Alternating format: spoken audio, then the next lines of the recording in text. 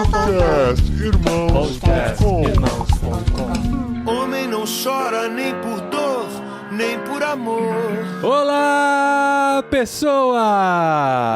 Podcastirmãos.com de número 554 entrando no ar. Eu sou o Paulinho, estou aqui com a Dani Marques, que hoje vai ensinar pra gente que homem chora sim. Olha, e não é só cortando cebola, né?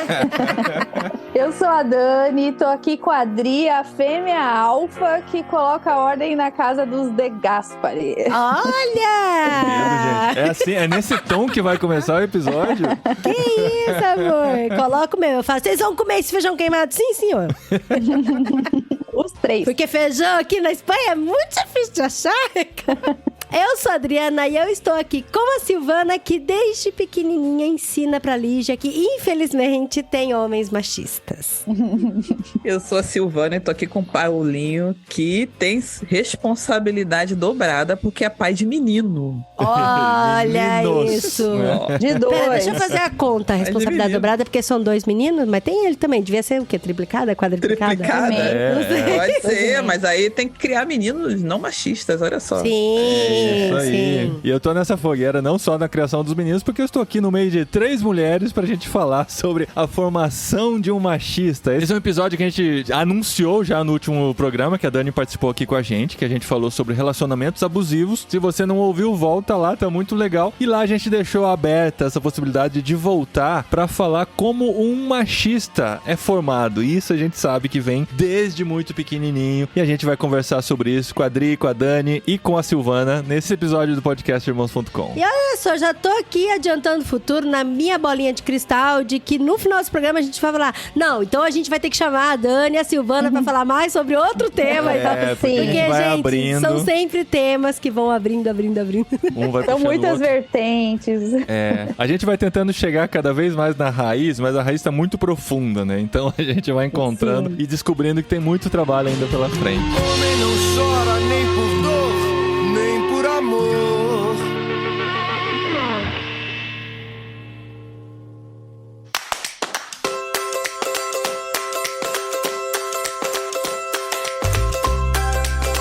Que legal que vocês toparam estar aqui com a gente. Esse é um tema delicado, um tema complexo, mas um tema muito presente, né? A gente vê isso nas pautas diárias. Quando a gente acha que a humanidade está evoluindo, a gente vê uma nova notícia que denota, que demonstra que isso não é bem do jeito que a gente imagina, né? Tem muita gente ainda com pensamentos machistas e muita gente passando isso para a próxima geração, né? Nós, como pais, temos essa responsabilidade. Se vemos um problema, a gente quer que os nossos filhos sejam melhores, né? A gente sempre quer que os nossos filhos sejam melhores que nós. E é muito curioso, assim, são umas coisinhas, né? A gente sabe falar inglês muito antes dos nossos filhos. E hoje a gente já percebe eles, chegando num nível à nossa frente. A gente fala, anteontem eu tava ensinando o que é vermelho em inglês pra você, agora você já tá ensinando a gente, né? E na vida é assim também. É gostoso quando a gente vê nossos filhos até ensinando a gente algumas coisas diferentes das quais a gente foi criado, a gente cresceu no meio daquilo e tal. Então tem muitos comportamentos do dia a dia que nós já percebemos nossos filhos com uma mentalidade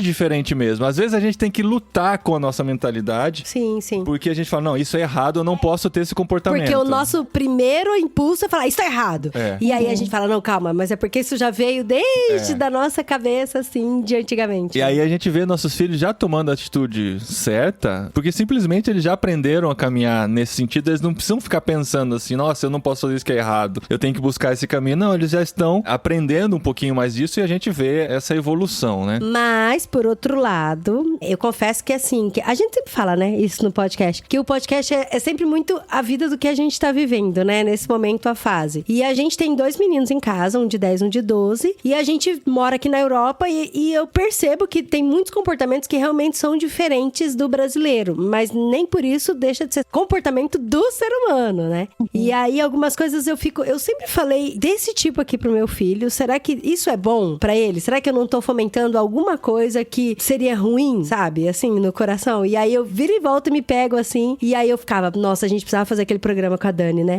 Sobre a formação do machista, porque eu não quero ser, né? E você pegou a pessoa certa aqui, porque adoro esse tema. Adoro. Eu não quero ter isso na minha consciência. Tá na hora, Paulinho, de gravar um podcast.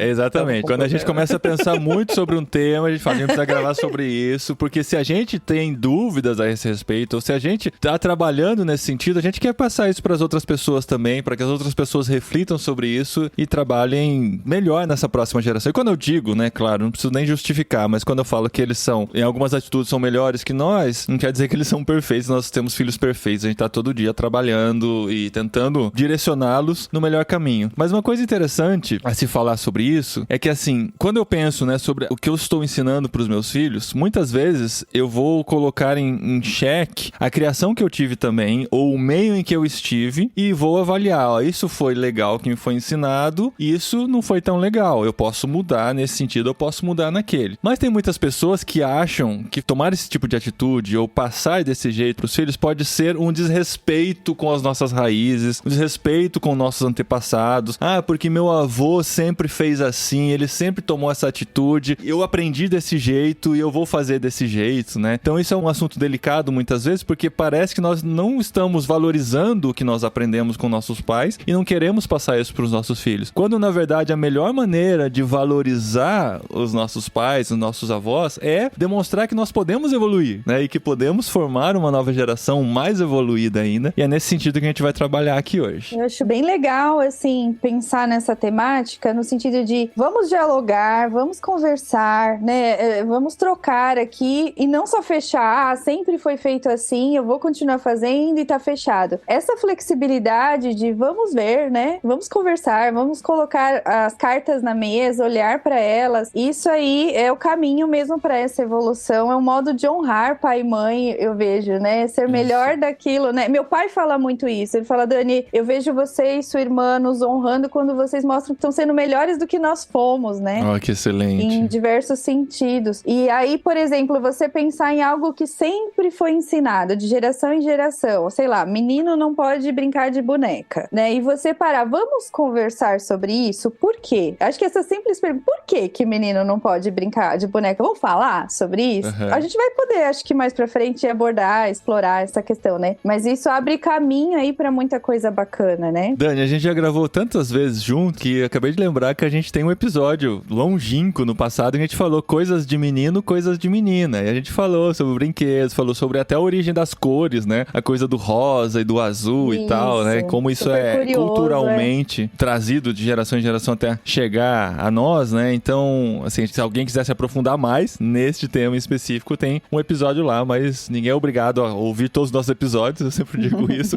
Deveria ser, mas não é. Mas estamos aqui para voltar, às vezes, a alguns temas porque estão dentro do que a gente está discutindo por aqui, né? Eu acho que quando a gente para conversar, até mesmo entre nós dois, e depois quando a gente vai passar para os filhos, a gente não só tá honrando mesmo a questão de educação, mas também mostrando que os nossos pais, nossos avós são seres humanos. Então eles não são detentores da verdade, eles não são infalíveis, não têm o método perfeito, não são robôs, são pessoas e são seres humanos. Então muitas vezes a gente fala, né, não, eu sei que isso foi diferente, mas assim, agora é de outra forma. Porque o ser humano, ele muda mesmo. Inclusive até assim, muito tempo atrás eu falei que eu não ia deixar os meninos ler Harry Potter e assistir Harry Potter.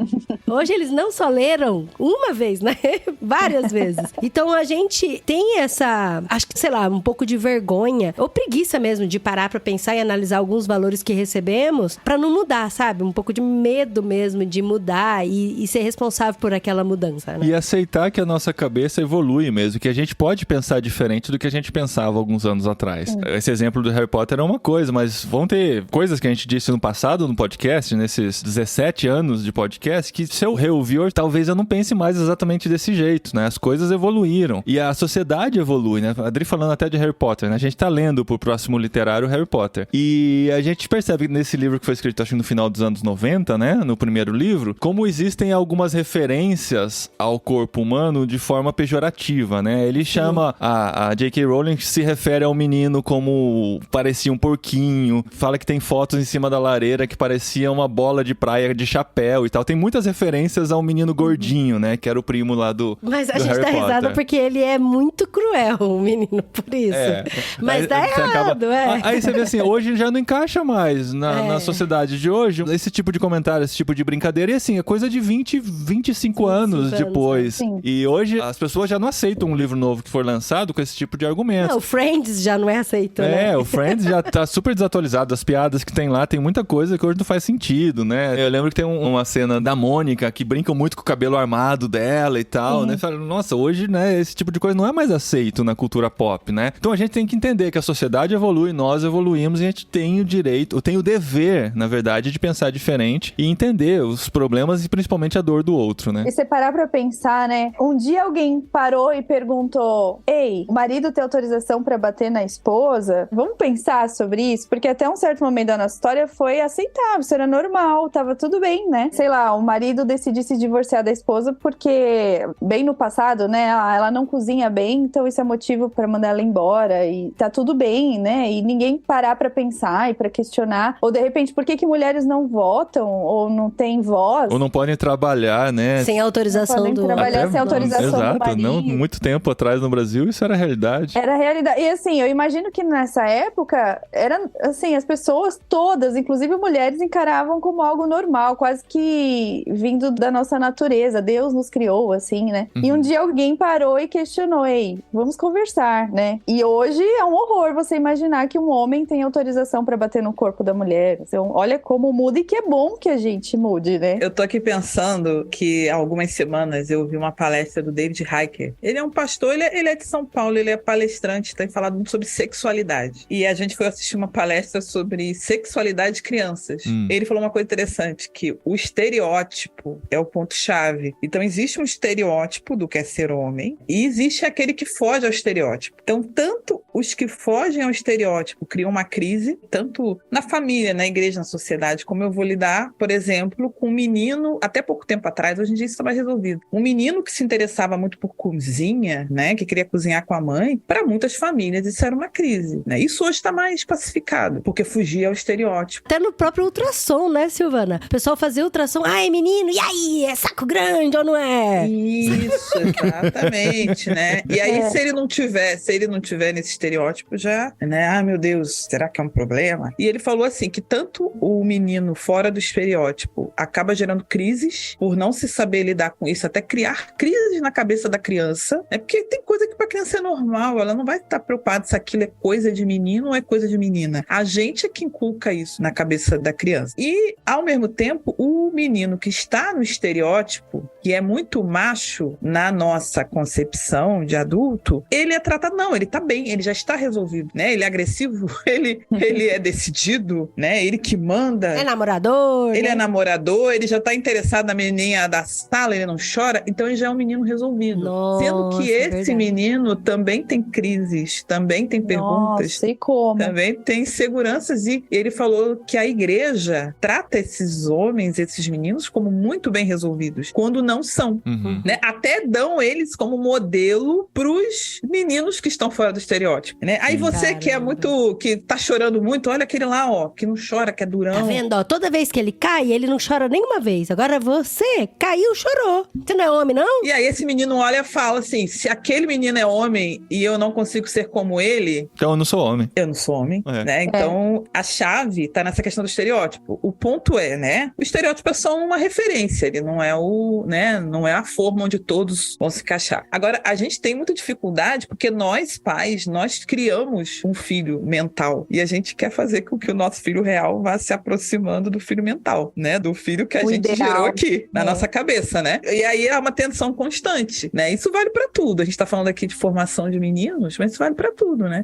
Aí é que o bicho pega. Tem filhos que vão facilmente chegar no meu ideal, né? Tem crianças que são muito tranquilas de lidar, né? No sentido sentido, assim, geral. E tem aqueles que vão perguntar, mas calma aí, né? Por que eu tenho que fazer isso, né? Eu não entendo. Aí você começa a entrar em crise porque você tem que lidar com esse filho real que não é o seu filho ideal. E eu acho que dentro desse estereótipo aí, dessa imagem, né, que foi formada do masculino, tem uma questão, assim, que acaba colando com algo que é natural, né, naturalizado, assim, que vem do biológico, né? Então, por exemplo, o menino é agressivo por natureza, né? Então, tem muito desse discurso de colar esse estereótipo que foi construído socialmente com algo que é natural, que vem da natureza, né? Então, o menino não pode chorar, ou a menina é aquela que cuida mais, o menino não tem muito essa vocação pro cuidado e tudo mais, né? Ou a insaciedade sexual é natural e tudo isso, esses discursos que vão naturalizando aquilo que, na verdade, foi construído socialmente, que não é natural do menino. O ser agressivo não é algo, né, criado ali no cérebro do menino por Deus, então ele vai nascer e ser agressivo por natureza. Ele pode ser estimulado e desenvolver esse perfil ou não, depende daquilo que o ambiente vai oferecer pra ele, né? E é muito doido esse negócio do estereótipo. Eu tava ouvindo a Silvana falar e agora também a Dani, de como a sociedade legitima tudo que a gente vê que é ruim por se tratar como natural. Igual você falou aí da questão da agressividade e tal, e até mesmo com escolhas de profissão, sabe? Eu lembro quando eu sou farmacêutica, né? E eu lembro quando eu tava fazendo faculdade de farmácia e passava na frente da gente o curso de enfermagem. E aí tinha um menino junto, né? E todo mundo do meu grupo ficava tirando sarro, porque tipo, farmacêutico homem é ok, mas enfermeiro homem é contra a natureza de cuidar do ser humano. E gente, eu não sou tão velha assim, eu tenho 40 anos, isso não faz muito tempo, sabe? Da minha época de faculdade. Se você for ver, né, a enfermagem, psicologia, pedagogia, cursos relacionados à estética, que são todas áreas de trabalho relacionadas ao cuidado, você vai entrar nessas salas em universidade até hoje, é predominantemente de mulher, porque dentro do estereótipo do feminino está o cuidado como algo vindo da natureza do feminino, né? E aí coloca o masculino no outro oposto. O homem não tem esse dom natural, é muito mais difícil. E aí você vai ver as profissões masculinas, né? Que você não acha quase nenhuma mulher lá dentro. Também tem isso dentro das áreas profissionais, né? E aí se você vai olhar para a infância, que aí é a área que eu sou apaixonada, né? E faz todo sentido, faz muito sentido. É você observar, entra numa loja de brinquedos ou observa aquilo que é dado de presente para uma menina desde que ela nasce. Então vamos pensar juntos aqui, na seção de meninas dentro de uma loja. Então é aquele kit limpeza, é a pia, O fogãozinho. A vassourinha. a vassourinha, as bonecas. Eu já ganhei uma vassourinha rodinho quando era pequena. Eu também. Kit estética, maquiagem, coisa de cabelo, são todos brinquedos relacionados ao cuidado, ao ficar na casa e ao cuidar. Nossa, eu lembrei que eu tinha, quando criança, um rodinho e uma vassourinha. Acho que era a minha mãe querendo ensinar A sua mãe a limpar a rebelde, casa desde pequena.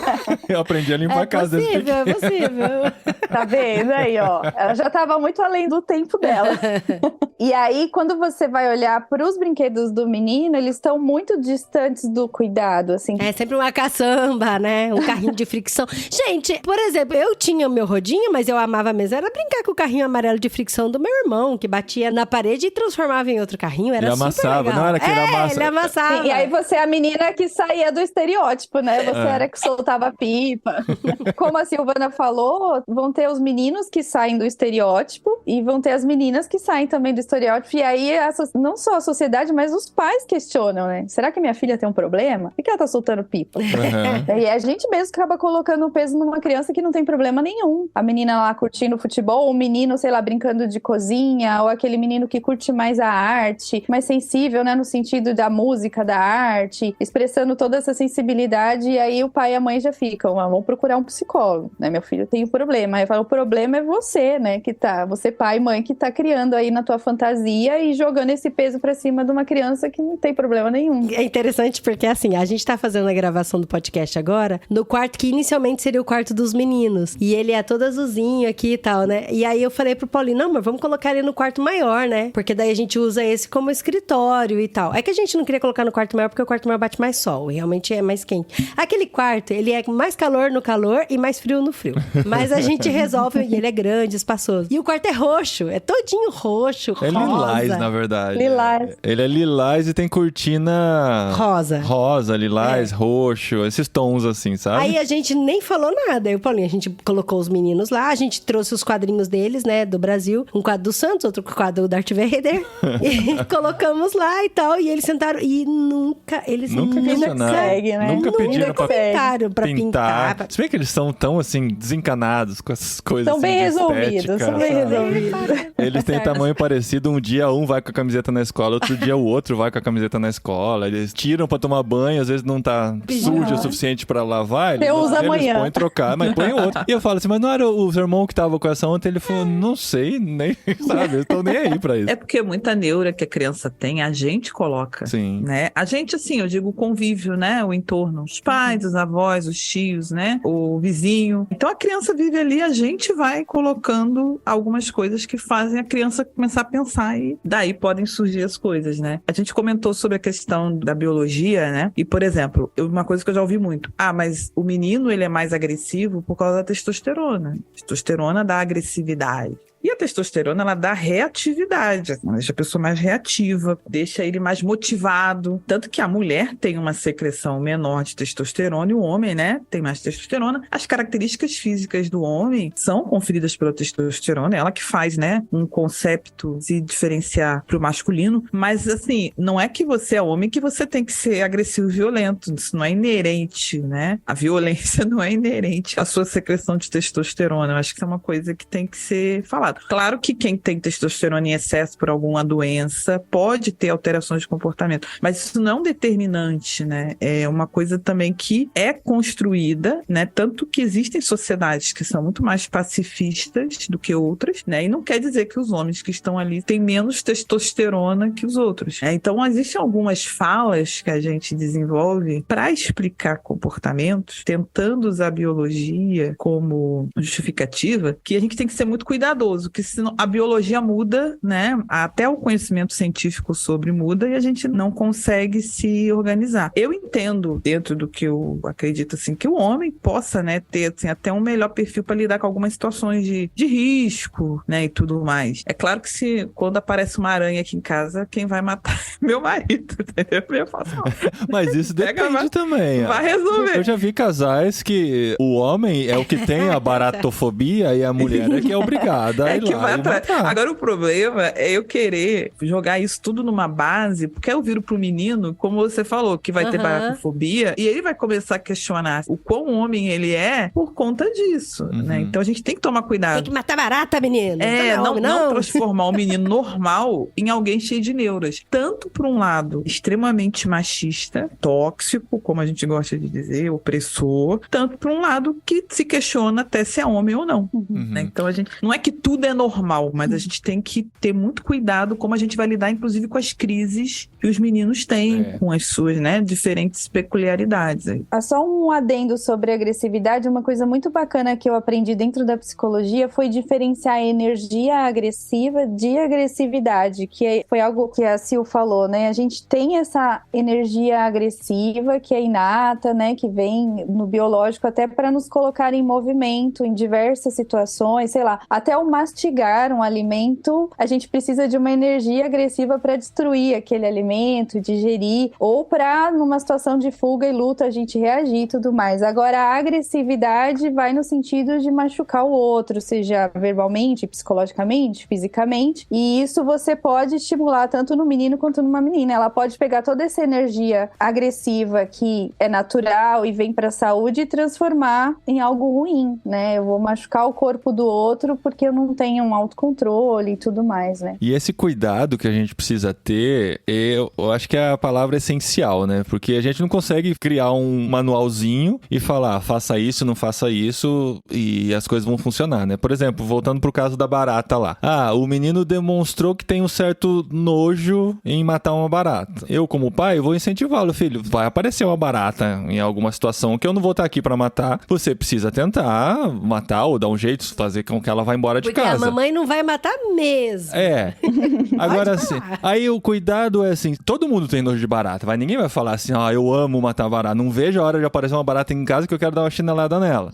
Todo mundo vai ter nojo. Meu Deus. O verão tá chegando, Quando amor. eu tenho que matar barata, eu sinto nojo também, é normal. Só que assim, eu tenho que enfrentar isso, eu preciso enfrentar isso, eu consegui enfrentar isso. Só que vão ter situações de pessoas que têm a fobia de fato. E a fobia é algo que vai além do que você consegue dizer assim, não, é só pensar, ir lá e ter vontade, força de vontade, que você vai lá, consegue e faz. Então assim, o cuidado é sentir assim, o que é limitação de fato, o que é algo que pode ser trabalhado, senão a gente vai cair no argumento de que não, o homem é assim, tem que ser assim, é isso que a gente tem que trabalhar, ele não pode fazer isso, ele tem que fazer isso, né? Então esse é um cuidado que a gente tem que ter. Ou então, deixa o menino, ele tem medo. E, na verdade, ele não tem, sabe? Por causa daquilo que você falou, né, amor? Tem nojo, todo mundo tem nojo, tem que identificar, né? Porque a gente, como pais, a gente tem que incentivar os nossos filhos a destravar os medos dele também, né? A vencer seus pequenos desafios. Aqui uma frase máxima, assim, em casa, é que só existe coragem porque tem medo. Então, ter medo é normal, é super normal, todo mundo tem medo de alguma coisa. Agora, você conseguir enfrentar, e aí depende, né? Igual a gente falou, questão de fobia, né? Que aí ultrapassa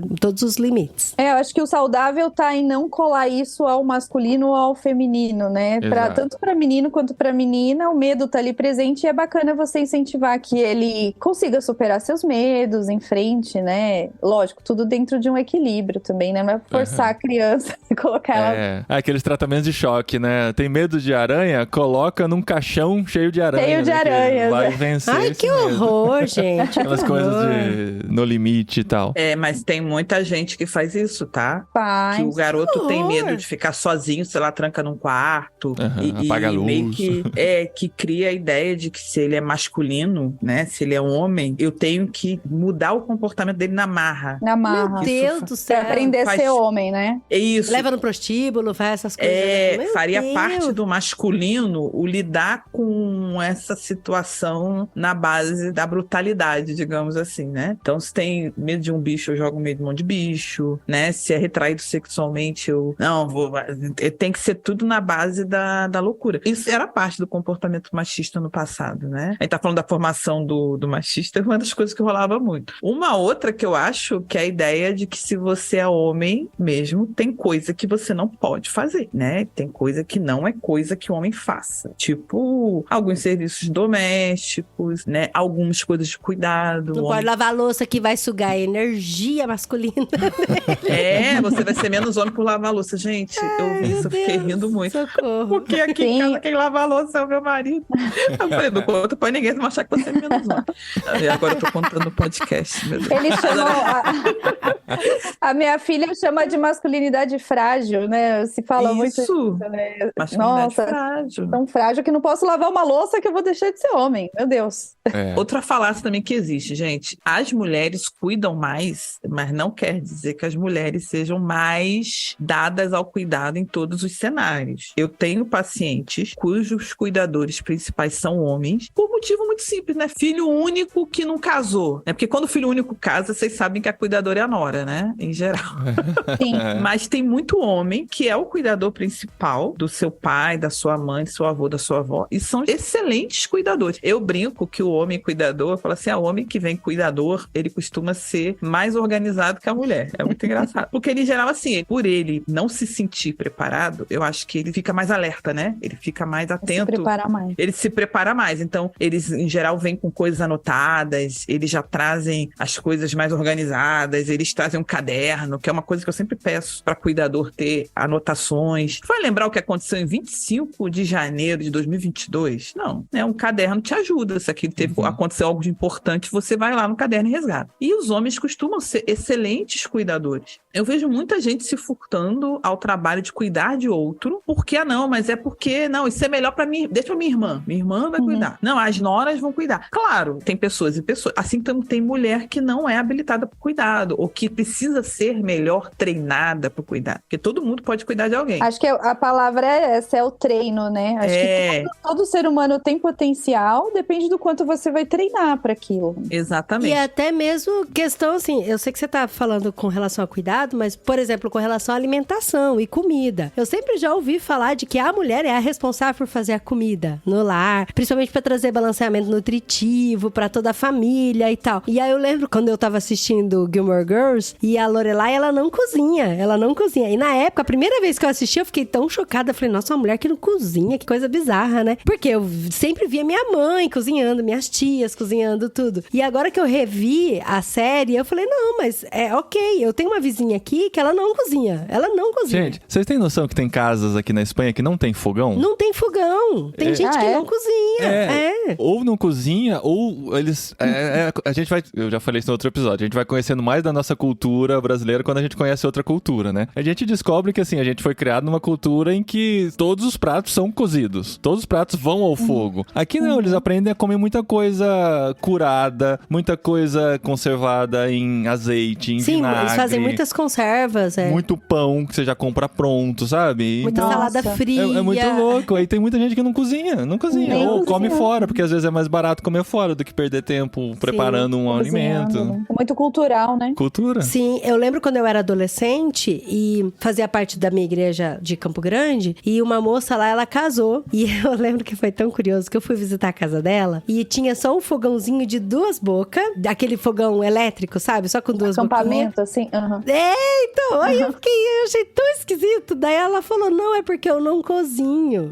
E aí meu marido gosta porque ele prefere tomar leite quente desse fogãozinho do que do micro-ondas. E eu lembro que aquilo me chocou muito forte. Assim, o pensamento de Adriana de, sei lá, 18 anos, adolescente de 18 anos, eu pensei, falei, gente, esse casamento não vai durar, porque a mulher que não cozinha pro marido, como que vai durar o casamento?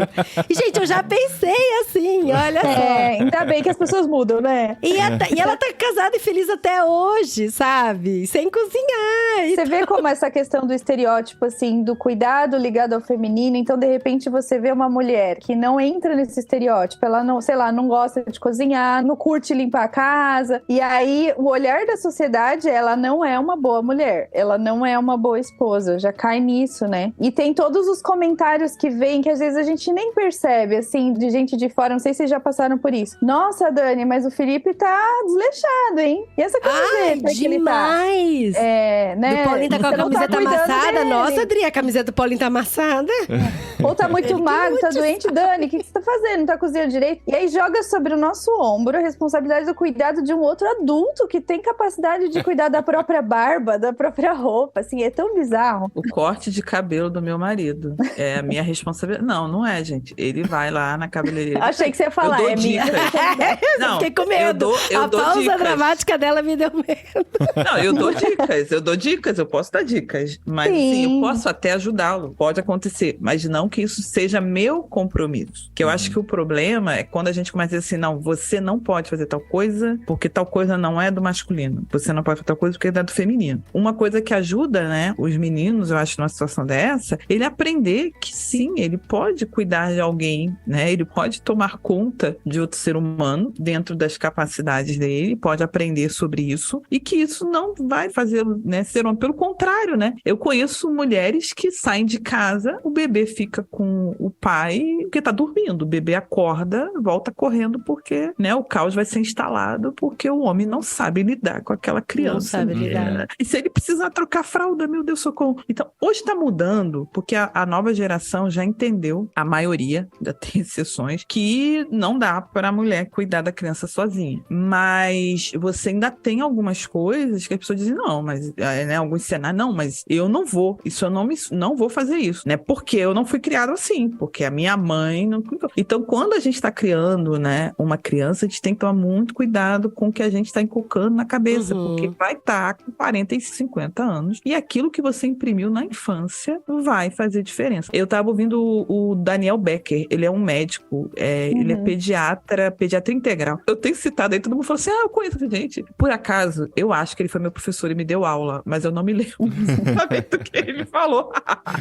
Mas eu tava ouvindo ele com o Drauzio Varela e ele falou uma coisa interessante, que o fator de risco modificável para agravos de saúde na espécie humana mais importante é traumas tóxicos na infância. Então ele falou que cigarro, álcool, alimentação ruim, né, consumo de sal, consumo de gordura. Vamos melhorar, né, vamos botar pra fazer atividade física, sedentarismo. Ele falou, você quer mudar um fator de risco criação da criança, formação da criança, né? Traumas tóxicos na criança. A infância brasileira é extremamente violenta, tanto sofrendo violência como vivendo em ambientes violentos, normalização da violência. A gente quer fazer um Brasil melhor, quer fazer um mundo melhor, quer melhorar a sociedade. Vamos cuidar para que a infância não seja tão violentada, né, em todos os sentidos. E em parte entra essa questão. A gente diz para a criança que violência em certos cenários é aceitável, que está tudo bem. Isso vai ter repercussões futuras, né? Isso vai fazer diferença, né? Aí alguém fala assim, não, mas aí você vai criar uma criança que não tem resiliência, uma criança mole, né, que não aguenta nada, esses adolescentes aí que qualquer coisa está em crise, né? Então é uma responsabilidade muito grande dos pais e de todos os que cuidam da formação da criança, dos professores na escola, dos avós que muitas vezes ficam com a criança em determinado período de tempo. Como trazer, né, para essa infância uma adequação a uma sociedade que está em mudança. Só puxando um pouquinho a questão desse negócio do homem e o cuidado com o bebê e tudo mais, né, que você estava comentando, a criança, ela vai aprender a ser adulto nas brincadeiras de infância, né, ela vai treinar o que é a vida adulta brincando, né, no lúdico, e não só brincando, observando. Então, assim, como que a gente vai trabalhar no sentido de formar um masculino não tóxico em relação ao cuidar de bebês e de filhos? Permitindo, por exemplo, que um menino brinque de bebê com bonecas e não achar que isso tá errado e que é ruim. Eu tenho uma filha mais velha, então quando meu filho mais novo nasceu, eu tinha muita boneca já aqui em casa. E a gente nunca nem cogitou a possibilidade de impedir ou de falar isso não é coisa de menino. Ele brincava livremente, então ele dava comidinha, trocava fraldinha. Tinha dia que a gente tava indo pro parquinho e ele ia empurrando o carrinho da boneca. E aí teve uma vez que um conhecido da nossa rede veio chamar a minha atenção, sabe? Falando, uau, não acredito. Cuidado com o que você tá fazendo com o André, né? E isso ainda tá muito inculcado na cabeça das pessoas. Mas, como a Silvana falou, a gente observa que vem acontecendo uma mudança nesse sentido. Hoje eu olho pro parquinho lá embaixo, eu já vejo diferença do que era antes. Eu vejo muitos pais, homens, né, com os seus filhos lá no parquinho. Antes eram as mães todas, né? Sim, hoje tá meio misturado, assim. Então a criança já tá observando uma diferença, né? Ela vê o pai que cuida do bebê, ela vê o pai que, de repente, lava a louça, cozinha, troca a fralda, assim como a mãe. E aí, se ela tem a oportunidade de experimentar na brincadeira o cuidado em vários sentidos, de forma leve, natural e tranquila, a gente tá trabalhando para essa masculinidade sadia.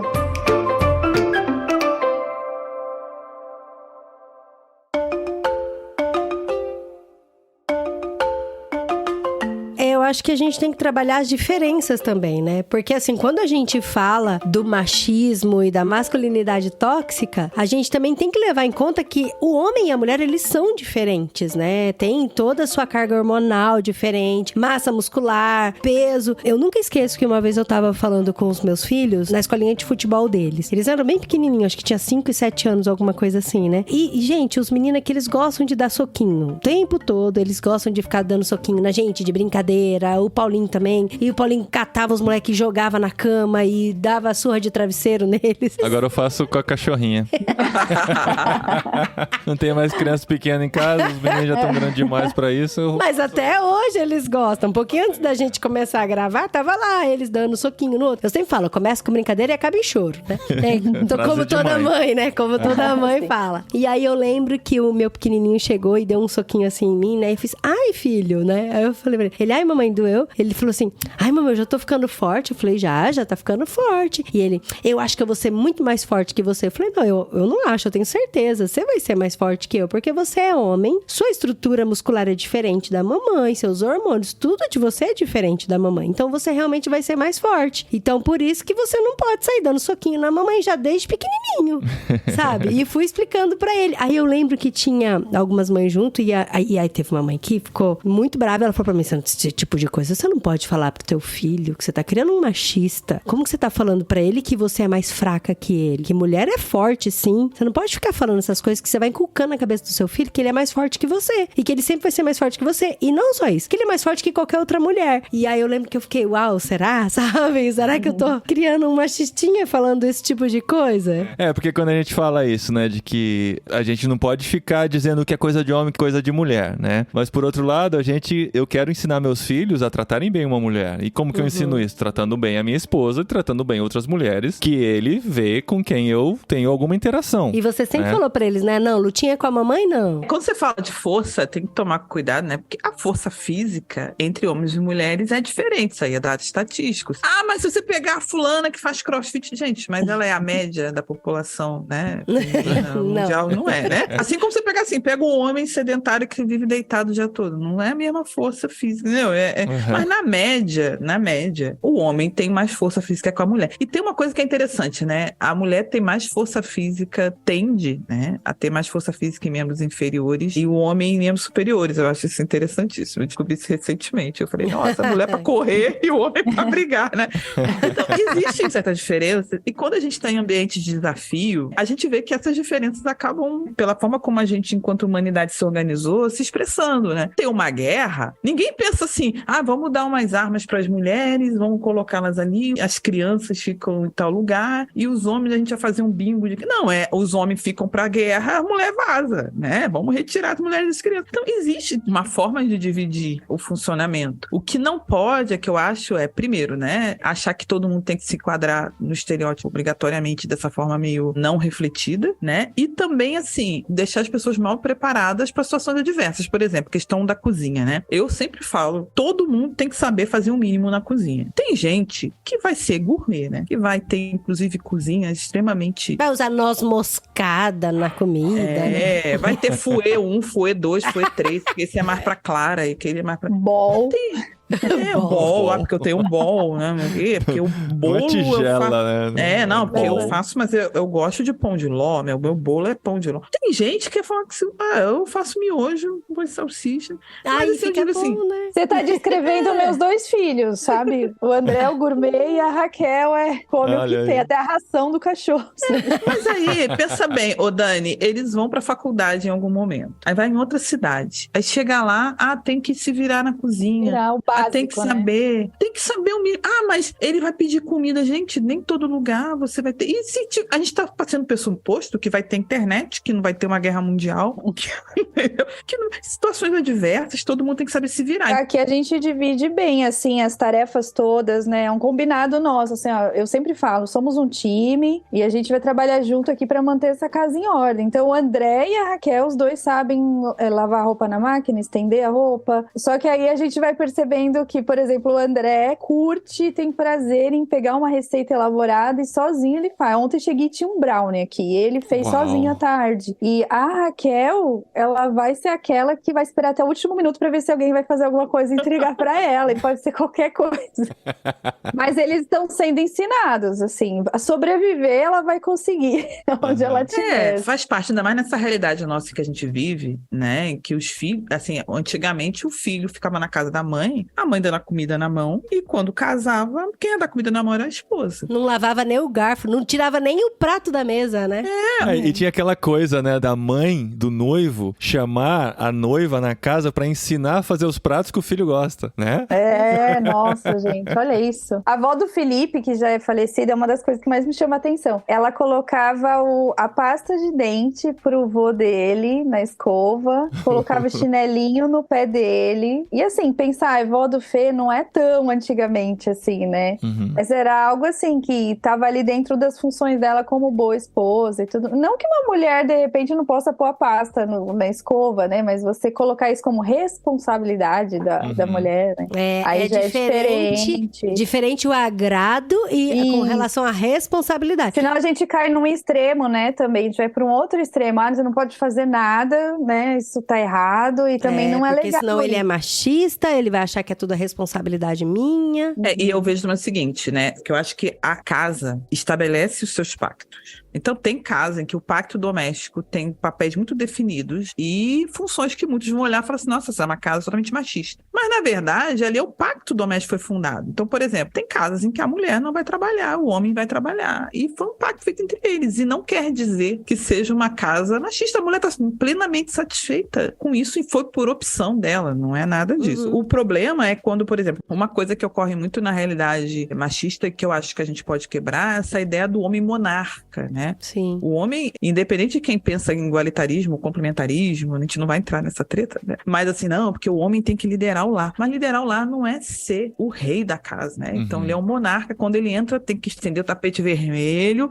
ele tem que entrar, tem que soar a música, né? E se não estiver do bom tom, não foi bem recebido, né? E quantas mulheres, né?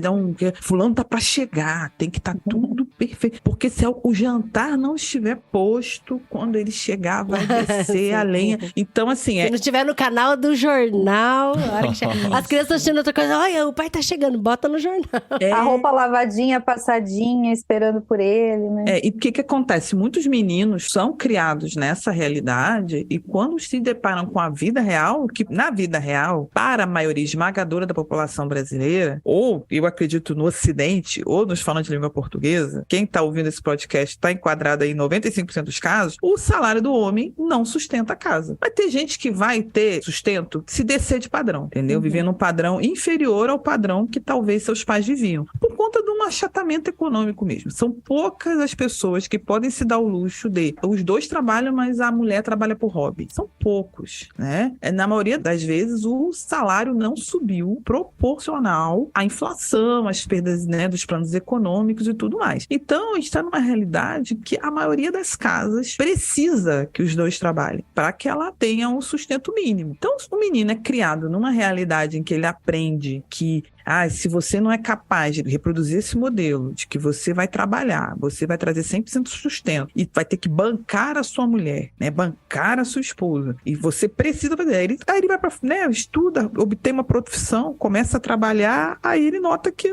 a conta não fecha. A mulher, não, eu sempre trabalhei, eu vou continuar trabalhando. Aí o cara, pronto, já começa a falar assim, porque eu acho que eu vou ter problemas. Então, quando te fala em formação, passa por isso também, entender que existem momentos, né? Algumas pessoas vão conseguir ficar nessa realidade, né, de não precisar que os dois trabalhem, né, aí entra hoje que a gente consegue ver, né, lugares até que um dos cônjuges trabalha não é o homem, é a mulher que trabalha, e o homem, né, vai parar para estudar, né, vai focar no empreendimento de retorno em prazo mais longo e vai conseguir dar esse gás para ter esse preparo, né, vai se dedicar a outras coisas e a mulher vai trabalhar porque é mais efetivo o trabalho dela, mas muito homem entra em crise, entra em parafuso por isso. Eu já tive, assim, amiga em casa pedindo conselho porque ela tinha um salário maior que o homem e toda vez que tinha qualquer discussão, isso entrava. Isso vinha à tona, né? O problema não é ela ter o salário maior que ele ou ele ter o maior que ela. É isso ser um big deal pra eles, né? E qual é o conselho errado que a gente dá no caso desse? Então, você já considerou reduzir sua carga horária? Você já considerou trabalhar menos? Pra aí o salário ficar mais... eu já pensei assim, gente, no passado. Graças a Deus, Jesus me salvou, mas...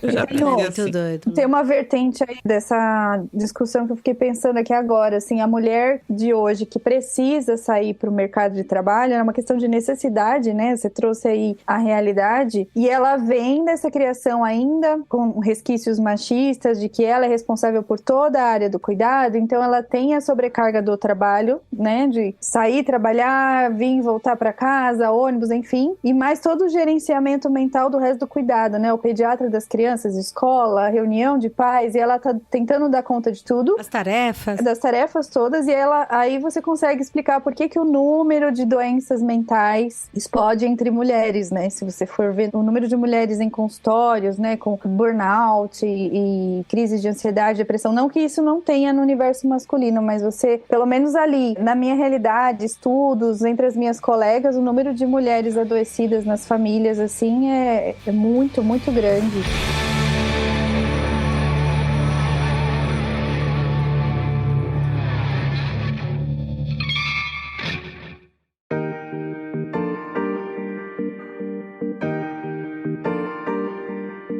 Será que a gente consegue listar aquela coisinha assim, né? Vamos fazer um resuminho, uma listinha pra pessoa que chegou até aqui e quer saber o que eu tenho que evitar na criação dos meus filhos pra que eu ajude ele a crescer como um homem mais consciente, um homem que não seja levado ou inculcado pelo machismo já desde pequeno, né? A gente já falou de algumas coisas aqui que dá pra relistar, né? Das mais óbvias que a gente tem conversado, que não é óbvio pra tanta gente, né? Mas a coisa de que o menino não pode chorar e o que leva ele ele a segurar muito das suas emoções. Depois vai ter que tratar na terapia com a Dani, depois de adulto, porque durante a infância toda não pôde chorar, não pôde extravasar, sendo que as emoções são parte do nosso funcionamento e a gente precisa lidar com elas de alguma maneira, e se a gente não consegue lidar, a gente vai ter problemas com isso no futuro.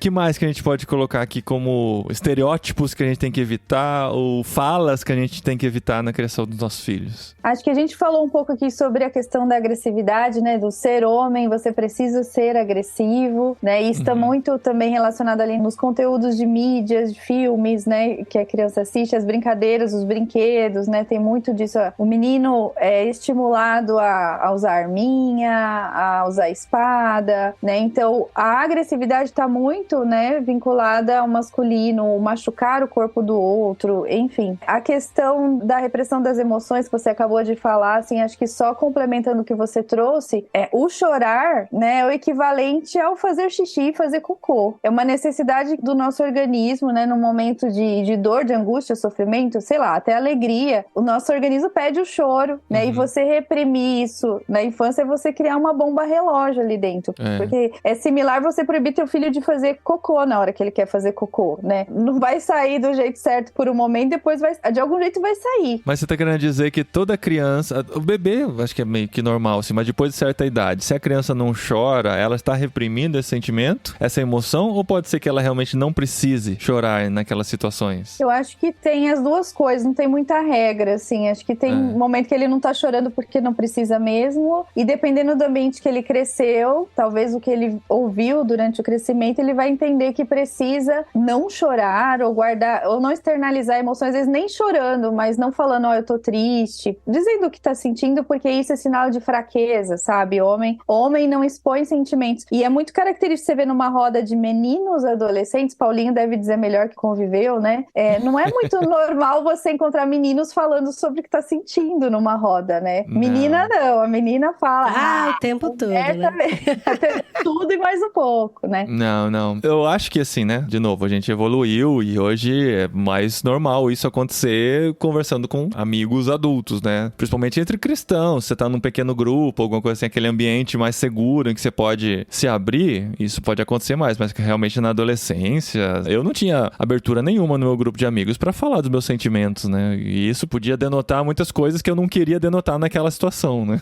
Então. E aí essa questão de o menino vai aprendendo a não falar sobre o que sente, porque é sinal de fraqueza, a não chorar quando tem vontade de chorar, porque é sinal de fraqueza, e vai aprendendo que ser homem é ser agressivo. Então, no momento de raiva, você precisa agredir pra mostrar sua força, sua masculinidade. Então, o que a gente tá criando? A gente cria uma bomba relógio. Na hora do nervoso, o menino vai crescendo, toda aquela raiva, aquela angústia, tudo que não ficou resolvido tá preso ali dentro e vai sair de algum jeito torto. No geral, sai em forma de agressão, seja física, verbal e tudo mais, né? Isso explica muito o comportamento. Você vê os casos de violência, assassinato e tudo mais, o número de homens e mulheres que estão envolvidos, né? O número de homens envolvidos em situações de violência é muito maior, né? E outra coisa, né? O homem é ensinado a só pedir ajuda em último caso. Tem aquele caso bem esquete, batida de, né? A família está procurando um endereço, um local, né? Aí o homem está em dúvida sobre o endereço, a mulher o tempo todo, pergunta pra alguém, pede uma informação. Isso antes do Google Maps era bem comum, né? O homem, não, eu sei chegar lá, eu sei chegar, tá todo perdido, mas eu sei chegar. Então aquela ideia de que se você é homem, você não vai ficar em dúvida, você não pode demonstrar dúvida, você tem que estar sempre com a razão e sempre com a certeza, né? E você só vai perguntar se for algo muito pontual, né? Eu brinco que eu falo que homens e mulheres perguntam de forma diferente, né? Em geral, o homem, ele vai contar toda uma história pro amigo e no final ele vai pedir um conselho prático, né? E a mulher, ela vai contar tudo que aconteceu e no final ela quer o acolhimento, né? Obrigada. Só quer a confirmação de que ela tá certa. Foi tão bom, amiga. Foi tão bom conversar com você. Nossa, eu desabafei.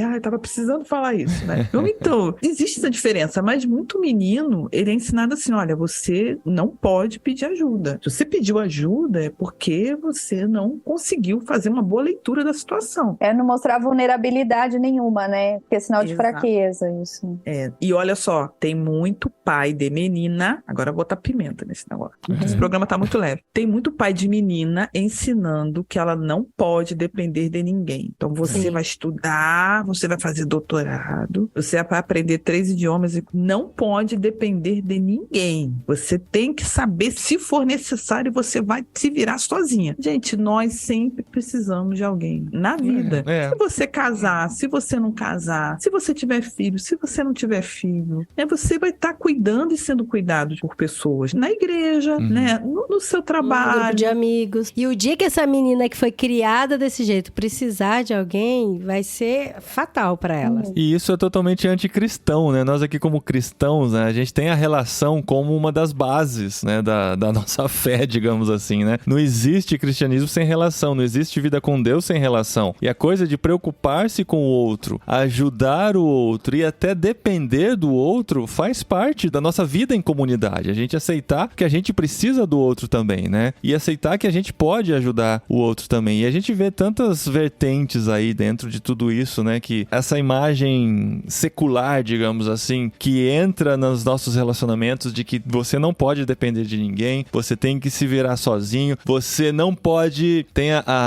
aquela ideia, né? Eu sei que é complicado entrar agora no fim do programa sobre isso, mas esse movimento grande que a gente vê tomando também algumas correntes dentro do cristianismo, que é o do Red Pill, do cara que quer se colocar numa posição em que a mulher se transforma uma mendiga dentro daquela relação, né? Para que ele possa demonstrar quem realmente manda, fazer ela correr atrás e tal. É totalmente contra a visão cristã, né? Em que a gente entende que nós podemos ajudar o outro a crescer, né? Quando a gente fala sobre crescimento pessoal, desenvolvimento pessoal, né? Tem tantos, essa coisa dos coaches aí, a gente falou alguns episódios atrás no último literário também sobre a sociedade do cansaço, como as pessoas estão cada vez mais buscando o seu individualismo, buscando mais o seu próprio crescimento para não depender mais de ninguém nem de nada. E a gente vê como isso acaba trazendo outros pensamentos, né? Pensamentos misóginos, machistas, racistas, venham para nossa mente para que a gente entenda que melhorando as nossas capacidades, a gente consegue ser cada vez mais autossuficiente, depender menos das outras pessoas, o que nos leva até muitas vezes a considerar os outros inferiores a nós mesmos por causa de todo esse desenvolvimento que nós estamos tendo, né? Eu acho que é exatamente isso, de considerar o outro inferior. Parece tanto assim, retrógrado, sabe? De querer voltar uns pensamentos que a gente já tinha vencido essa barreira, a gente já tinha estudado, a gente já tinha evoluído. Só que na cabeça dessas pessoas que usam, né,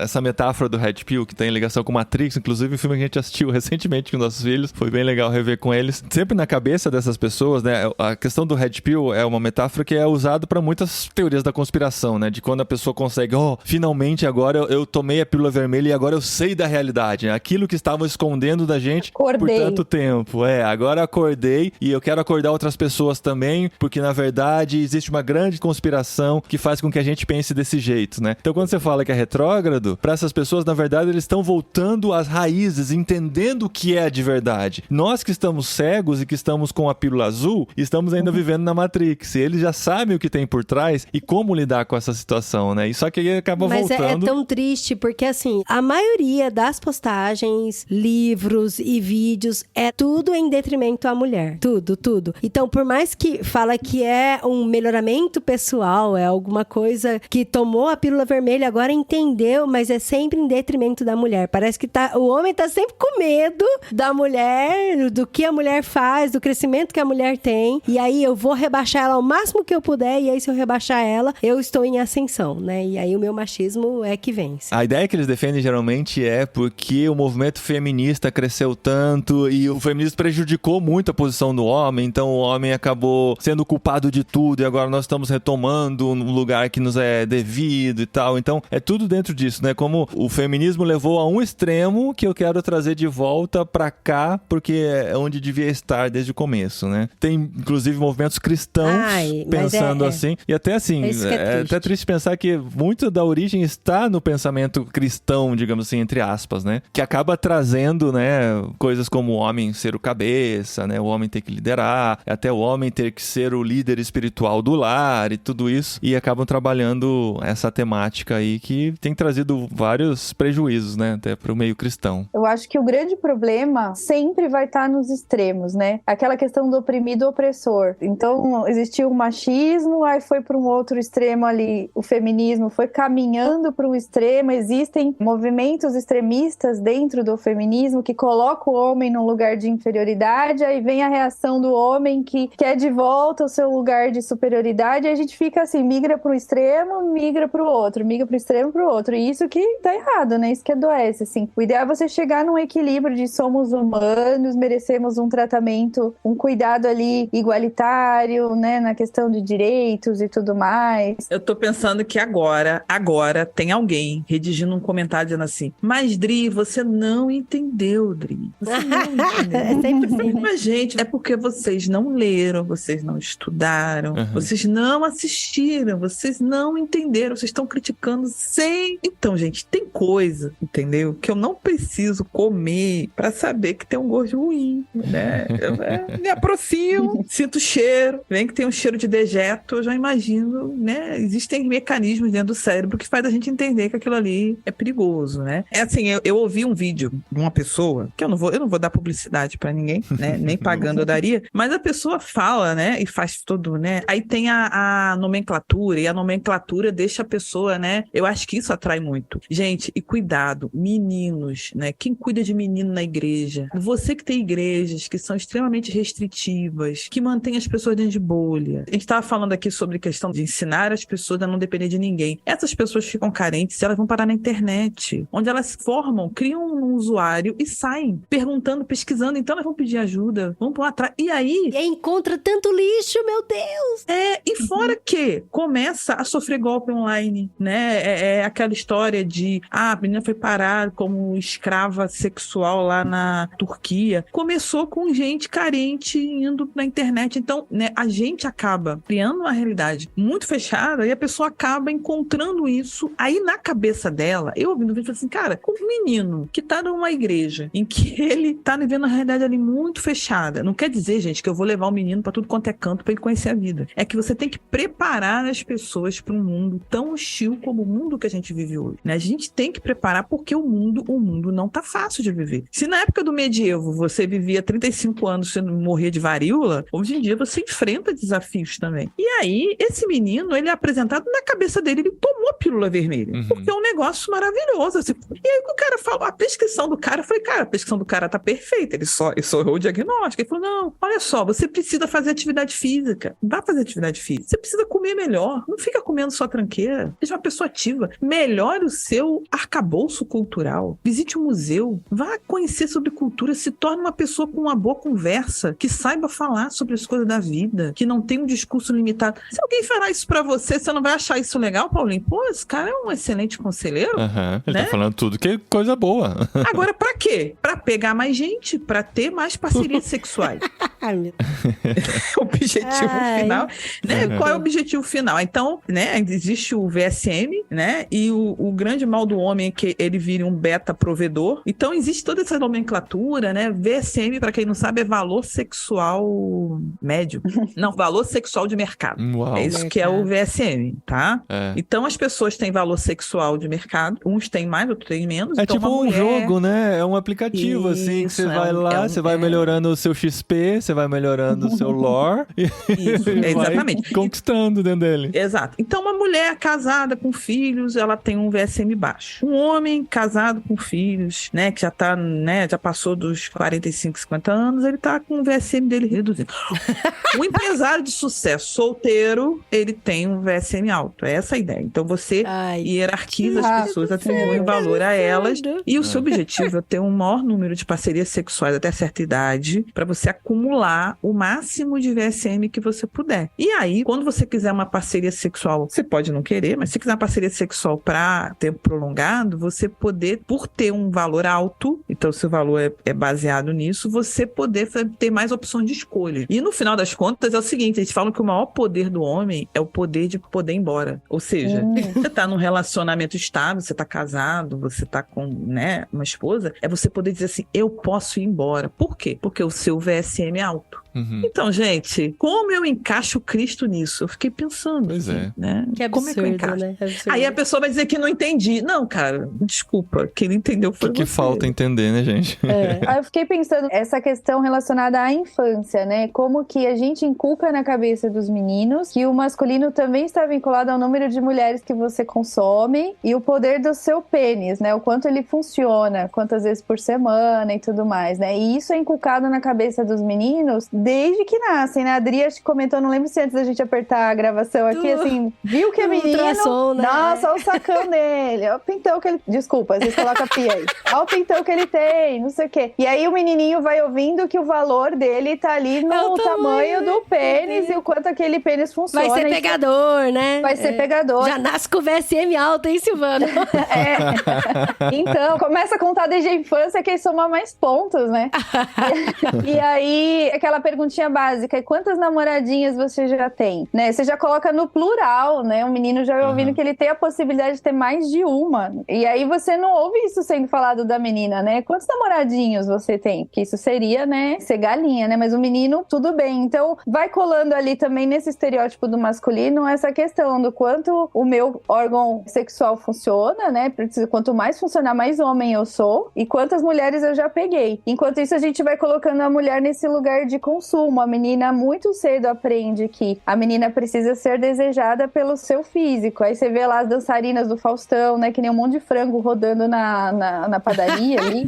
Verdade. A mulher na propaganda de cerveja, né? Precisa associar um corpo feminino a um produto. Então a mulher vai sendo colocada nesse lugar de consumo e o menino no lugar de consumidor. E aí você junta a bomba lá da agressividade, né? Que a gente falou, das emoções todas reprimidas e a gente não sabe explicar os números de feminicídio depois, né? E aí depois encontra esses movimentos malucos aí na internet e aí pronto, né? Pra fechar o pacote, exatamente. E o que acontece? Uma da resposta que muita gente dá é só a gente ensinar a menina que ela também pode consumir. Ao invés de ensinar que, na verdade, o menino precisa ter outro tipo de ensino. São poucas as igrejas que falam sobre castidade para ambos os lados de forma clara e isonômica. E com o mesmo peso, né? Exato, porque assim, quando a menina começa a falar muito em garotos, todo mundo, meu Deus, essa menina tá falando, né? As meninas muito sexualizadas, ou que são muito... Tem menina que tem muito mais interesse nisso, né? Do que a média. Pronto, é um alarme, né? O menino,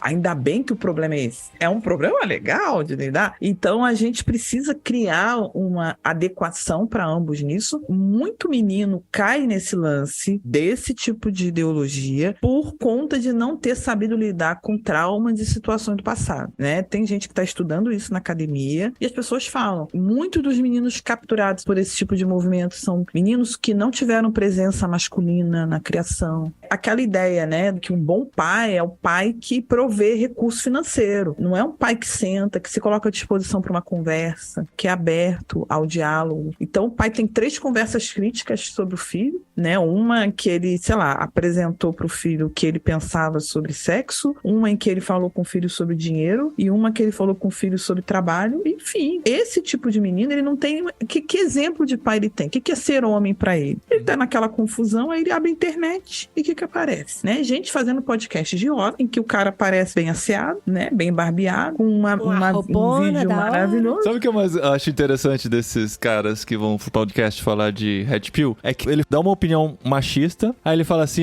parece machismo. Aí eu falo assim, tá, se ele for parece machismo, ele vai dizer que não é, né? E vai explicar por quê. Aí ele fala assim, parece machismo. Mas é isso que eu penso. Aí você fala assim, ué. E é machismo. É machismo. O mundo é esse lugar hostil que tem um monte de coisa doida. Não é novidade. O problema é estar na igreja. É Efésios 5. É o Paulo falando assim, vocês lavados e remidos pelo sangue de Cristo, quantas coisas aí dentro, gente, como é que pode? Eu acho que esse é o problema. O Vitor Fontana fez um vídeo falando sobre Red Pill e um monte de gente nos comentários falando assim, cara, eu acho que tem um adolescente lá da igreja que eu lidero que tá nesse negócio aí, porque ele falou algumas frases clichês, eu ouvi da boca dele. Então, nós temos pessoas nas igrejas e que bom que elas estão nas igrejas, né? Porque tem chance de serem evangelizadas, de conhecerem a Jesus, mas nós precisamos conversar sobre isso porque Cristo veio, fez o trabalho dele, redimiu a galera, né? Deixou o Espírito Santo, mas parece que a gente acha que não foi suficiente. E a gente tem que tomar muito cuidado, porque por enquanto é uma coisa periférica, né? Tem um podcast engraçadinho, tem um canal ali com 1000 seguidores, que é não sei o que lá Pill e não sei o que lá cristão, mas daqui a pouco tem um líder, né? Tem um pastor, tem uns pastores aí que falam coisas extremamente, né, machistas, misóginas, né, e que não, gente, mas é a forma dele pensar, ele é livre pra isso. Então, cara, ele não é livre não, cara. Assim como eu não acho que a mulher seja livre pra fazer o que ela quiser, porque ela tem que ser livre pra fazer o que Cristo quer, eu sou livre pra ser o que eu quiser, não sou. Não, porque se você interfere ou fere o outro, você não é livre, né? Você não pode sair falando o que quer. Você não é livre pra machucar o outro, né? Eu sou livre pra ser cativo a Cristo, né? E o homem também deve ser livre pra ser cativo a Cristo. Então, se alguém tá te ensinando que você é livre pra fazer o que você quiser, não. E outra coisa, tudo que coloca hierarquia de ser humano, tá errado, né? Que um ser humano vale mais que o outro. Botou valor no ser humano, tá errado. Então, eu não preciso assim, mas eu vou estudar isso, porque eu tô em dúvida se é bom ou se não é. Assim, se você quer melhoramento pessoal, vai no consultório do geriatra, ele vai te falar sobre fazer atividade física, sobre comer direito, entendeu?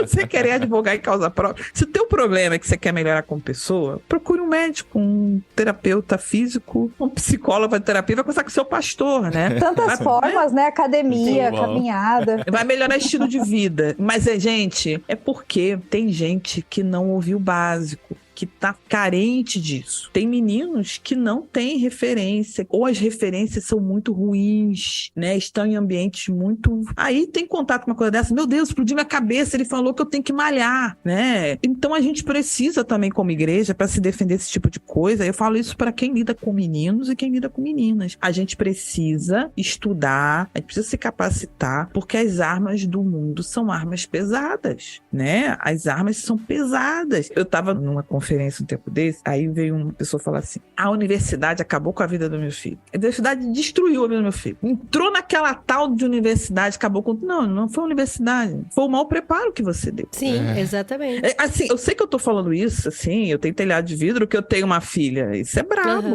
Mas nós precisamos preparar melhor nossas crianças. Nós pais, nós mães, nós igreja, líderes de jovens e adolescentes. Então o filho vai pra universidade, o teu adolescente tá indo pra universidade, fala assim, olha só, vai chegar lá, você vai ver isso, você vai ter aquilo, vai ter aquilo outro. Procura essa organização aqui que é cristã, mas não é maluca, porque pode ter uma organização cristã e maluca lá dentro também.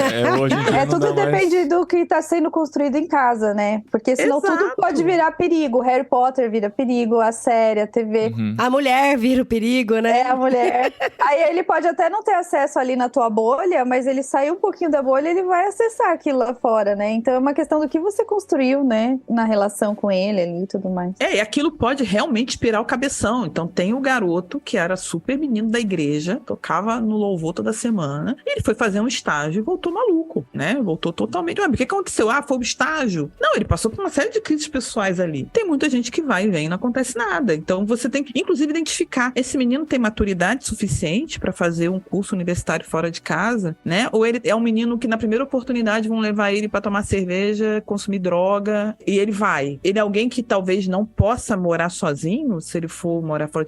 Silvana, mas aí você tá querendo... Mas, gente, tem gente que tem estrutura, tem gente que não tem, né? Tem gente que você pode mandar pro intercâmbio aos 17 anos pro exterior, tem gente que não tem condição. Então, cabe a você também saber medir, aconselhar isso e lidar com isso, né? E é construir um senso crítico, né? Desde a infância, assim, vamos avaliar essa situação. Quais são as escolhas, consequências, né? E construindo isso com os nossos filhos, né? Seja menino ou menina. E sabe, a gente tá falando aqui de uma geração, uma realidade extremamente sexualizada, com hormônios à flor da pele, e quando a gente fala sobre essa ideia, né, de red pills e tal, o cara que vai querer se relacionar com muitas mulheres e tal, e escolher e deixar elas pastarem na mão deles, aí por diante. Mas a gente vê uma geração também surgindo e sendo detectada que não tá afim de relacionamento, que não tá afim até de relações sexuais, não se interessa, não busca e tal. Mas, só pra cumprir a profecia da Adri, esse é um tema pra outro episódio.